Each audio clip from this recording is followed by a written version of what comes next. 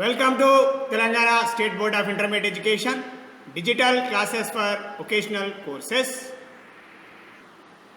I am M. Narasimha Reddy, M.Com Gold Medal in Taxation, CGL in Vocational Accounting and Taxation, Government Junior College, Sirpur Kagajnagar, District Komarambim, Asifabad. Taxation 1, Unit 5, Residential Status and Incidence of Tax, Part A, Digital Class. పన్ను విధింపు 1 unit 5 నివాస ప్రతిపత్తి మరియు పన్నుల భారము part A digital class. Learning objectives. First one is residential status and incidence of tax. Second one is residential status and the previous year according to the Income Tax Act 1961 under section 6. Third one is residential status in the case of an individual. Fourth point is incidence of tax. First one is Indian income and second one is foreign income. అభ్యసనం చేయవలసినటువంటి విషయాలు. ఒకటవది నివాస ప్రతిపత్తి మరియు పన్నుల భారము. రెండవది నివాస ప్రతిపత్తి మరియు గత సంవత్సరము ఆదాయపు పన్ను చట్టం 1961 సెక్షన్ 6 ప్రకారం. మూడవది విడి వ్యక్తి లేదా సహజ వ్యక్తుల నివాస ప్రతిపత్తిని నిర్ధారించుట. నాలుగవది పన్నుల భారము. అందులో ఒకటి భారతీయ ఆదాయం, రెండవది విదేశీ ఆదాయం. ఇక విషయానికి వచ్చినట్టయితే ఈ 5వ యూనిట్ నందు నివాస ప్రతిపత్తి మరియు పన్నుల భారం చాప్టర్ నందు మనం అభ్యసనం చేయవలసినటువంటి విషయానికి వచ్చినట్టయితే అస్సెస్సి యొక్క స్థాయి విడి వ్యక్తి లేదా సహజ వ్యక్తి అయినప్పుడు నివాస ప్రతిపత్తిని నిర్ధారించుట, అదేవిధంగా నివాస ప్రతిపత్తిని నిర్ధారించుటకు సంబంధించినటువంటి గత సంవత్సరాన్ని ఆదాయ పన్ను చట్టం 1961 సెక్షన్ 6 ప్రకారం నిర్ధారణ చేయుట, విడి వ్యక్తి లేదా సహజ వ్యక్తుల యొక్క నివాస ప్రతిపత్తిని నిర్ధారించుట, అదేవిధంగా గత సంవత్సరం గురించి తెలుసుకుంటా, అదేవిధంగా గత సంవత్సరం గురించి తెలుసుకున్న తదుపరి విడి వ్యక్తి లేదా సహజ వ్యక్తుల యొక్క నివాస ప్రతిపత్తిని నిర్ధారించిన తదుపరి ఆదాయములను ఆదాయ పన్ను చట్టం ప్రకారం 2 రకాలుగా వర్గీకరించడం అని జరిగింది. అది ఒకటి భారతీయ ఆదాయమని, రెండవది విదేశీ ఆదాయమని. ఇక నివాస ప్రతిపత్తిని నిర్ధారించిన తదుపరి ఏ ఆదాయాలను అస్సెస్సి విడి వ్యక్తి లేదా సహజ వ్యక్తి అయినట్టయితే ఆ విడి వ్యక్తి లేదా సహజ వ్యక్తుల యొక్క మొత్తం ఆదాయములలో తీసుకొనవలసినటువంటి ఆదాయాలను లేదా కలపవలసినటువంటి ఆదాయాలను, అదేవిధంగా మొత్తం ఆదాయములలో కలపకూడని ఆదాయాలను మనం లెక్కించవలసి ఉంటుంది. ఈ మొత్తం ఆదాయములలో ఏ ఆదాయాలను కలపవలను, ఏ ఆదాయాలను కలపకూడదు అనేటువంటి విషయాన్ని నిర్ధారించుట కోసం కాను ఆ అస్సెస్సి యొక్క లేదా విడి వ్యక్తి లేదా సహజ వ్యక్తుల యొక్క నివాస ప్రతిపత్తిపై ఆధారపడి ఉండడం అనేది జరుగుతుంది. అదేవిధంగా అస్సెస్సీల యొక్క లేదా వ్యక్తుల యొక్క విడి వ్యక్తి యొక్క నివాస ప్రతిపత్తి అనేది ఆదాయ పన్ను చట్టం నిబంధనల ప్రకారం నిర్ధారించడం అనేది జరుగుతుంది. ఇక నివాస ప్రతిపత్తిని నిర్ధారించేటువంటి సందర్భంలో మనము తెలుసుకోవలసినటువంటి కొన్ని ముఖ్యమైనటువంటి అంశాలు కనుక పరిశీలించినట్టయితే, నివాస ప్రతిపత్తి ఆదాయపు పన్ను చట్టం ప్రకారం ఒక వ్యక్తి గత సంవత్సరంలో సంపాదించిన లేదా ఆర్జించిన లేదా పొందిన ఆదాయంపై పన్ను విధించబడును. అనగా మొత్తం ఆదాయం యొక్క పరిధి వ్యక్తి యొక్క నివాస ప్రతిపత్తి లేదా నివాస యోగ్యతపై ఆధారపడి ఉండును. ఇక ఫస్ట్ పాయింట్ విషయానికి వచ్చినట్టయితే ఆదాయ పన్ను చట్టం ప్రకారం పన్ను చట్టం నిబంధనల ప్రకారం ఒక వ్యక్తి గత సంవత్సరంలో ఆర్జించిన ఆదాయం లేదా సంపాదించిన ఆదాయం లేదా పొందినటువంటి ఆదాయం ఏదైతే ఉందో ఆ ఆదాయం పైన తదుపరి వచ్చేటువంటి పన్ను నిర్ధారణ సంవత్సరం నందు పన్నును నిర్ధారించి లెక్కించి చెల్లించవలసి ఉంటుంది.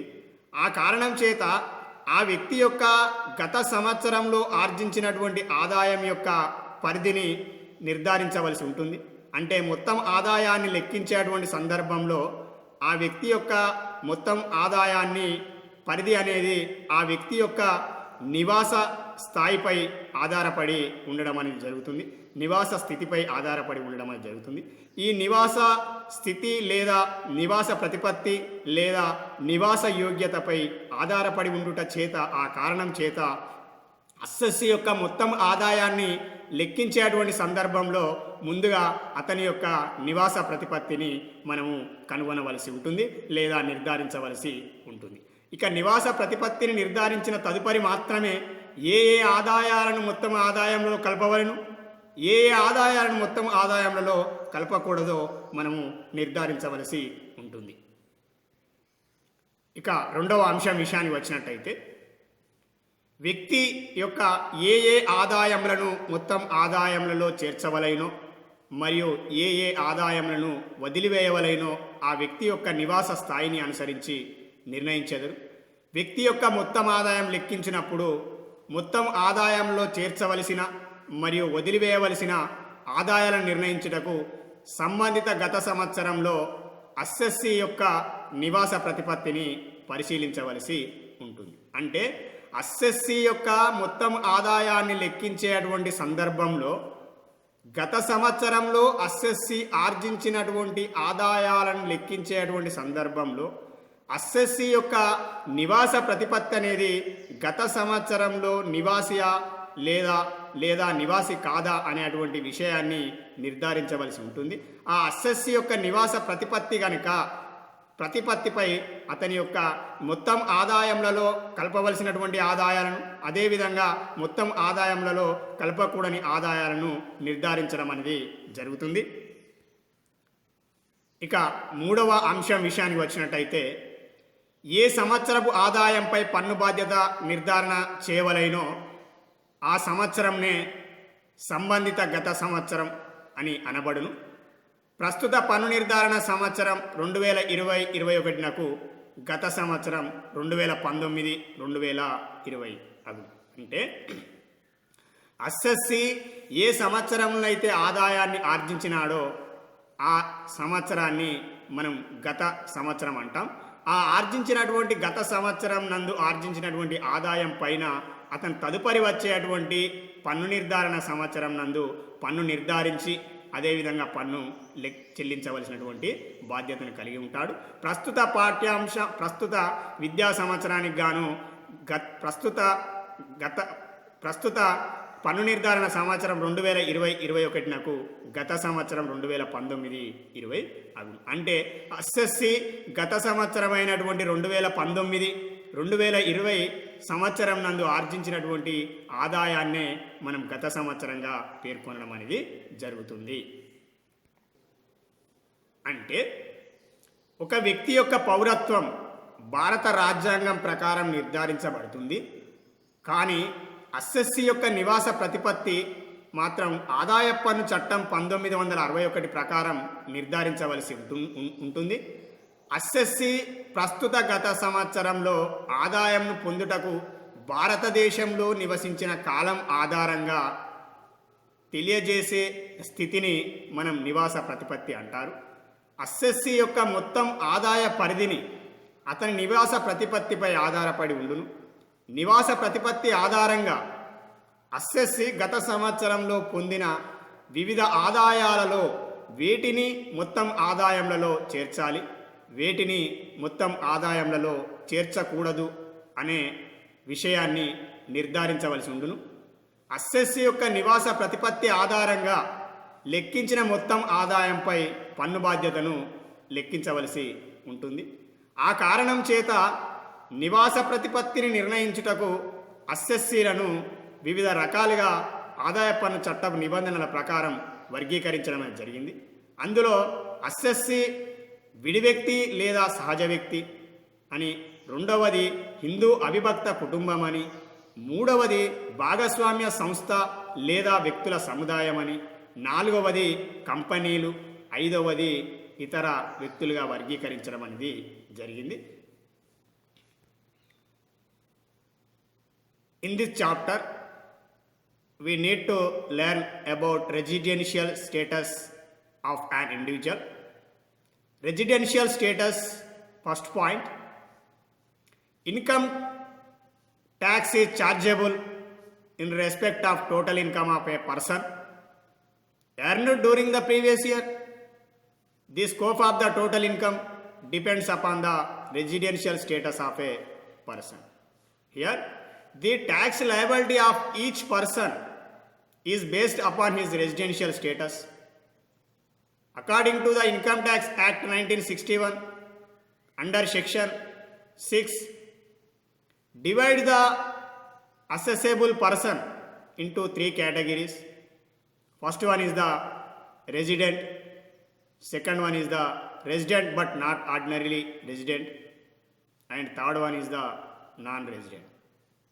Hence, we must know whether a person is a resident or not, or ordinarily resident or non-resident during the previous year. The tax liability of each person is based upon his residential status. That's why we need to know the residential status of an individual. Residential status of an assessee or an individual is decided separately for every year. An assessee who is a resident for 1 year may be a non-resident or a not ordinarily resident for the other year. The residential status of an individual or an assessee changes with his stay in India, and citizenship of a person should not be taken into account for determining the residential status of a person. Second point, what incomes are to be included and excluded in computing total taxable income. That is, the income earned and received in India only is to be taxed, or the income earned and received outside India is also to be taxed. Depends upon the residential status of the assessee with reference to the relevant previous year. That's why the scope of the income of an assessee depends upon his residential status during the previous year. Residential status of an assessee changes with number of days he stayed in India. Citizenship should not be taken into account for determining the residential status of an assessee. Provisions of Income Tax Act have to be followed for the deciding the residential status of an individual. Third point is, relevant previous year means the previous year for which the residential status is to be determined. For our present study, relevant previous year is 2019-20, and any preceding years are termed as earlier previous year. According to the Income Tax Act 1961, under section 6, deals with the various provisions for determining the residential status of an different assessees. This is the most important point, relevant previous year. That's why we need to learn and know about the previous year according to the Income Tax Act 1961 under section 6. ఇక నివాస ప్రతిపత్తి నందు 4వ ముఖ్యమైనటువంటి అంశం, ఒక వ్యక్తి యొక్క నివాస ప్రతిపత్తి నివాసి అయినప్పుడు అతను భారతదేశంలో మరియు విదేశములలో ఆర్జించిన లేదా సంపాదించిన ఆదాయములపై పన్ను చెల్లించవలసినటువంటి బాధ్యతను కలిగి ఉండును. అంటే అస్సెస్సీ యొక్క నివాస ప్రతిపత్తి నిర్ధారించిన తదుపరి ఒకవేళ అస్సెస్సీ యొక్క నివాస ప్రతిపత్తి కనుక నివాసి అయినట్టయితే అతని పన్ను విధింపు పరిధిని నిర్ణయించుట కోసం గాను ఆదాయ పన్ను చట్టం 1961 నిబంధనల ప్రకారం 2 రకాలుగా వర్గీకరించడం అనేది జరిగింది. అందులో ఒకటవది భారతీయ ఆదాయం కాగా రెండవది విదేశీ ఆదాయం. ఇక ఈ 4వ పాయింట్ విషయానికి వచ్చినట్టయితే, ఒక వ్యక్తి యొక్క నివాస ప్రతిపత్తి కనుక నివాసి అని నిర్ధారణ అయినట్లయితే అతను గత సంవత్సరంలో ఆర్జించినటువంటి భారతీయ ఆదాయం పైన, అదేవిధంగా విదేశంలో ఆర్జించినటువంటి విదేశీ ఆదాయం 2 ఆదాయాలపైన కూడా అతనికి పన్ను చెల్లించవలసినటువంటి బాధ్యతను కలిగి ఉంటాడు. అంటే ఇక్కడ దిగువ తెలిపినటువంటి ఆదాయాలు ఏవైతే ఉన్నాయో భారతీయ ఆదాయంగా పరిగణించుటకు నిబంధనలు కలవు, అదేవిధంగా విదేశీ ఆదాయానికి కూడా నిబంధనలు కలవు. ఒకవేళ అస్సెస్సీ యొక్క నివాస ప్రతిపత్తి కనుక నివాసి అయినట్టయితే భారతీయ ఆదాయం పైన, అదేవిధంగా విదేశీ ఆదాయం పైన కూడా పన్ను చెల్లించవలసినటువంటి బాధ్యత కలిగి ఉంటాడు. ఇక భారతీయ ఆదాయం గురించి తెలుసుకున్నట్టయితే, భారతీయ ఆదాయం అనగా భారతదేశంలో వసూలు చేసుకున్న లేదా వసూలు చేసుకున్నట్లుగా భావింపదగిన ప్రతి ఆదాయం ఎక్కడ ఉత్పన్నమైనా అది భారతదేశంలో వసూలు కావాలి. ఇక రెండవ పాయింట్, భారతదేశంలో ఉత్పన్నమైన లేదా ఉత్పన్నమైనట్లుగా భావించవలసిన ప్రతి ఆదాయం ఎక్కడ స్వీకరించబడినా అది భారతదేశంలో ఉత్పన్నమైనటువంటి ఆదాయం ఉత్పన్నమై ఉండవలసి ఉంటుంది. ఇక భారతదేశం నుండి నియంత్రణ జరుగుతున్న విదేశీ వ్యాపారుల నుండి సంపాదించినటువంటి ఆదాయం ఏదైతే ఉందో ఆ ఆదాయాన్ని మనం భారతీయ ఆదాయం అంటాం.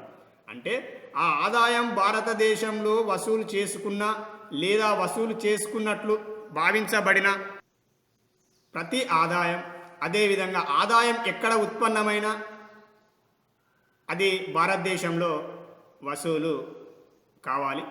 అదేవిధంగా ఆదాయాన్ని ఎక్కడ ఆర్జించినా అది భారతదేశంలో స్వీకరించినట్లయితే, భారతదేశంలో కనుక పొందినట్లయితే దాన్ని భారతీయ ఆదాయం అంటాం.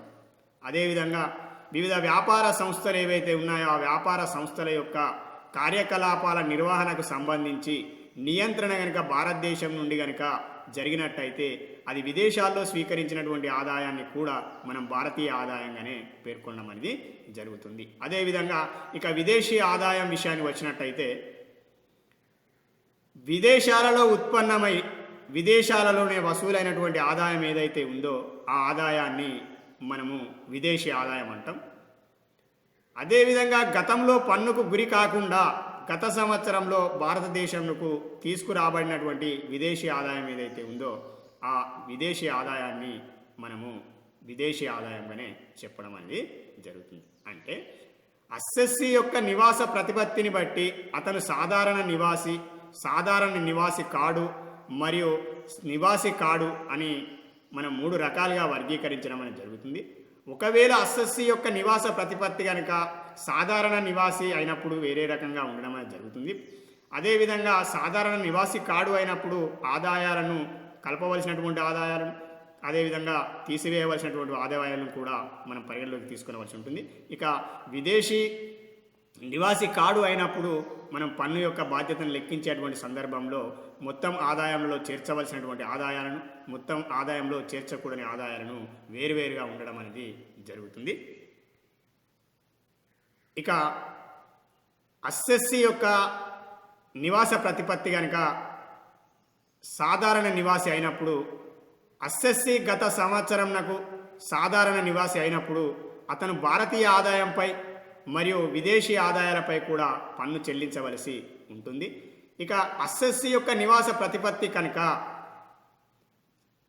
సాధారణ నివాసి కాడు, నివాసి కానీ సాధారణ నివాసి కాడు అయినప్పుడు, అస్సెస్సి గత సంవత్సరంకు సాధారణ నివాసి కాడు అయినప్పుడు అతను కేవలం భారతీయ ఆదాయంపై మాత్రమే పన్ను చెల్లించవలసి ఉంటుంది.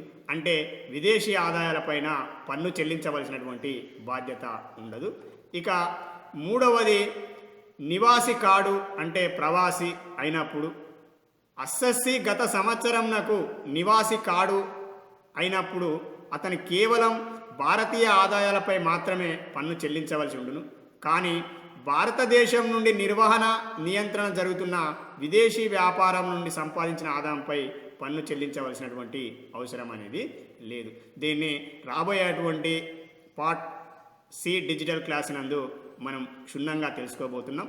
అదేవిధంగా ఇక 5వ పాయింట్ అంశం విషయానికి వచ్చినట్టయితే, ఆ వ్యక్తి యొక్క నివాస ప్రతిపత్తి నివాసి కాడిగా ఉన్నచో అతను కేవలం భారతదేశంలో ఆర్జించిన ఆదాయంపై మాత్రమే పన్నును చెల్లించవలసినటువంటి బాధ్యతను కలిగి ఉంటాడు. అంటే అస్సెస్సి యొక్క నివాస ప్రతిపత్తి నివాసి మరియు సాధారణ నివాసి అయినప్పుడు అతను భారతీయ ఆదాయం పైన అదేవిధంగా విదేశీ ఆదాయం పైన కూడా పన్ను చెల్లించవలసి ఉంటుంది.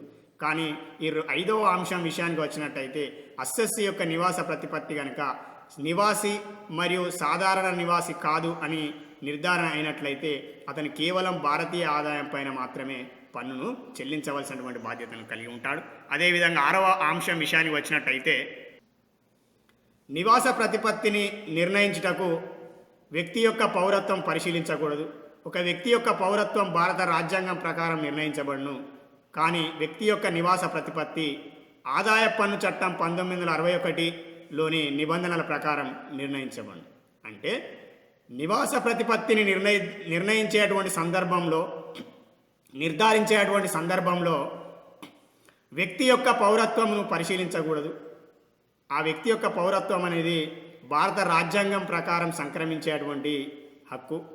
కానీ ఈ నివాస ప్రతిపత్తి నిర్ధారించేటువంటి సందర్భంలో ఆదాయపు పన్ను చట్టం 1961 నిబంధనల ప్రకారం మాత్రమే వ్యక్తి యొక్క నివాస ప్రతిపత్తిని నిర్ధారించవలసి ఉంటుంది. అదేవిధంగా ఈ నివాస ప్రతిపత్తిని ఆదాయ పన్ను చట్టం 1961 నందు నిబంధనల ప్రకారం నిర్ణయించబడును.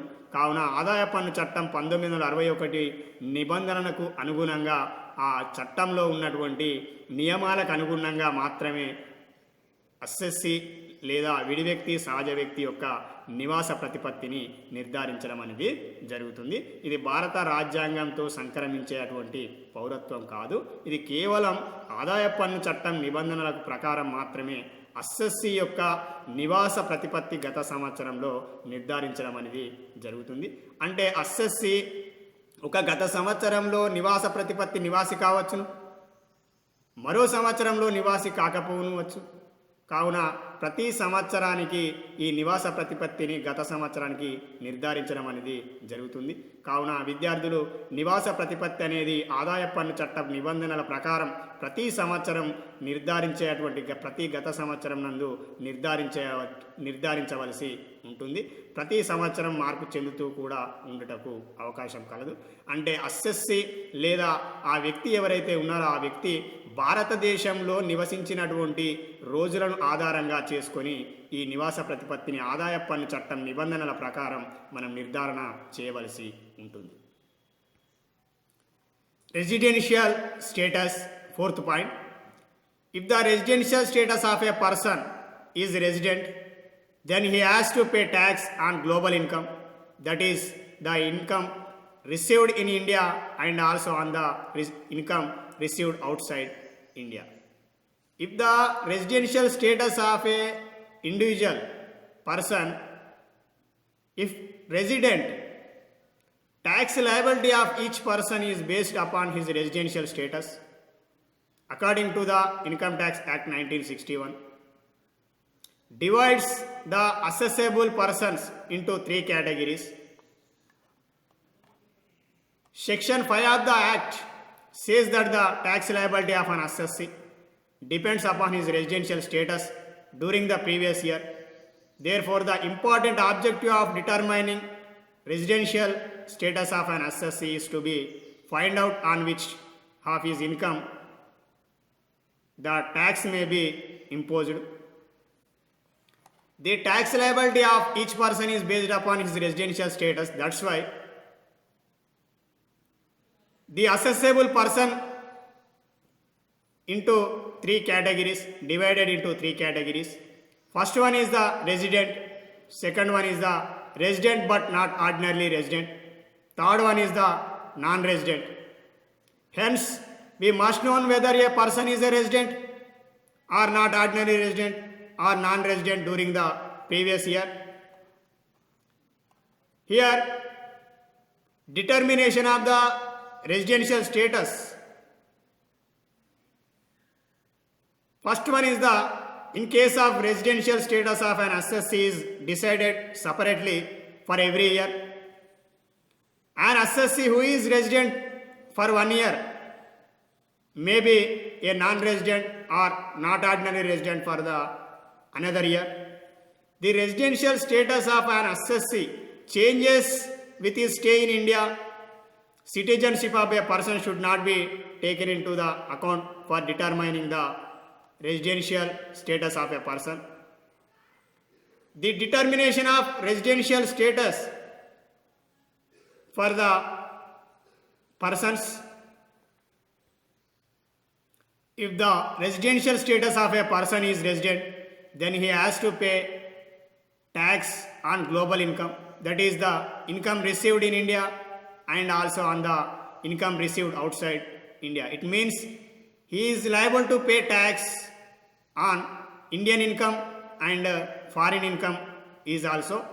And fifth point is, on the other hand, if the residential status of a person is non-resident, then he has to pay tax on the income earned in India only. It means if the residential status of a person is non-resident, then he has to pay tax on Indian income only.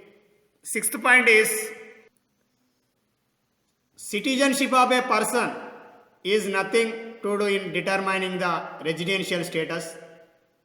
That's why the citizenship of a person is determined according to the provisions of the Constitution, while the residential status of a person is determined according to the provisions of the Income Tax Act 1961.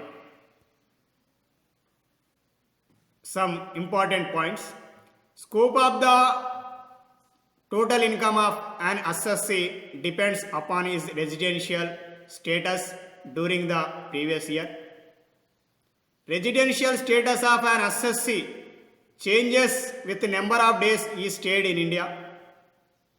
Citizenship should not be taken into account for determining the residential status of an assessee. Provisions of Income Tax Act have to be followed for deciding the residential status. According to the Income Tax Act 1961, under Section 6 of the Act deals with the various provisions for determining the residential status of an different assessees. Thank you. Presented by M. Narasimha Reddy, M.Com Gold Medal in Taxation, CGL in Vocational Accounting and Taxation, Government Junior College, Sirpur Kagaznagar, District Komaram Asifabad. Jai Jawan, Jai Kisan, Jai Bharat.